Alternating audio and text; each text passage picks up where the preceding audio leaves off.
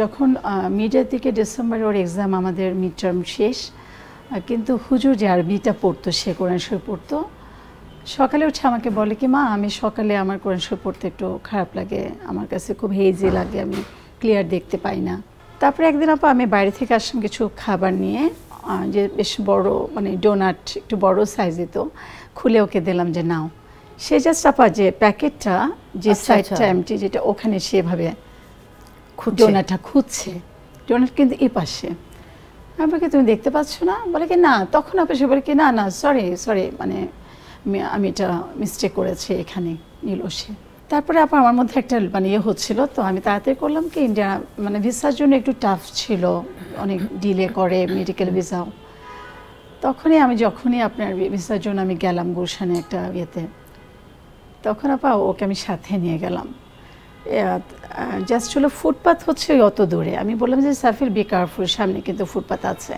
সে এখান থেকে আপা ট্রাই করছে ফুটপাতে ওঠার জন্য। ওহো,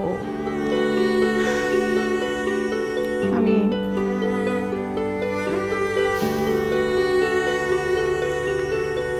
তখনই বুঝলাম যে যা হতো। আমি জাস্ট আপা ওখানে আমি বসে পড়লাম।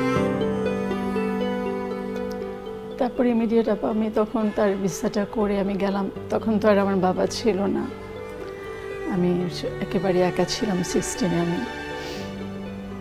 তারপরে যে যাওয়ার পরে ওর সার্জারি হলো, অপারেশন হলো, হওয়ার পরে তখন ডক্টরকে বললাম যে ও তো দেখতে পাচ্ছে না। তখন না, ও যে এতটা দেখতে পায় না ও নিজেও জানে না। মানে বিফোর অপারেশনস কিছু ইয়ে থাকে, ফর্মালিটিস থাকে, লাইক আই ডক্টর, অনেক কিছু ইনভেস্টিগেশন করতে হয়। যখন ওকে আই ডক্টর কাছে নেওয়া হলো, জাস্ট ডক্টর যখন ওর লেফট সাইডটা অফ করে রাইট সাইডে দেখাচ্ছে, মানে হি ওয়াজ কমপ্লিটলি ব্লাইন্ড। তখনই প্রথম জানলেন? তখন আমি বুঝতে পারলাম যে তখন ছেলে দেখতে পাচ্ছে না। যে পাচ্ছে না। ডক্টর আমাকে একটু হোপ দিল যে আফটার অপারেশন সার্জারি, বিকজ যেহেতু পাইপটা ব্লক হয়ে গেছে, পানিটা তো এখানে স্টাক হয়ে আছে মাথার মধ্যে, তো আই থিঙ্ক পানিটা যখন সরে যাবে, রিমুভ হবে, তখন মানে আই থিঙ্ক সে আরও বেটার দেখতে পাবে। তারপরে সার্জারি হলো আপা, হওয়ার পরে নর্মালি 4 দিন পরে ডিসচার্জ হয়। আমি হোটেলে গেলাম, আমার তো সারাক্ষণ আমি, তুমি দেখতে পাও না মা, আমি তো তোমাকেও দেখতে পাচ্ছি না। আবার আমি গেলাম হসপিটালে, যাওয়ার পর আবার অ্যাডমিশন করার পর তারপর এটার উপরে কিছু মেডিকেশন চলার পরে আপা তেমন কোনো ইমপ্রুভমেন্ট হয়নি আর কি। ওরা বললো কি যে ওই যে প্রেশারের কারণে ওর অপটিক নার্ভটাই হচ্ছে আপনার ড্যামেজ হয়ে গেছে পুরোপুরি।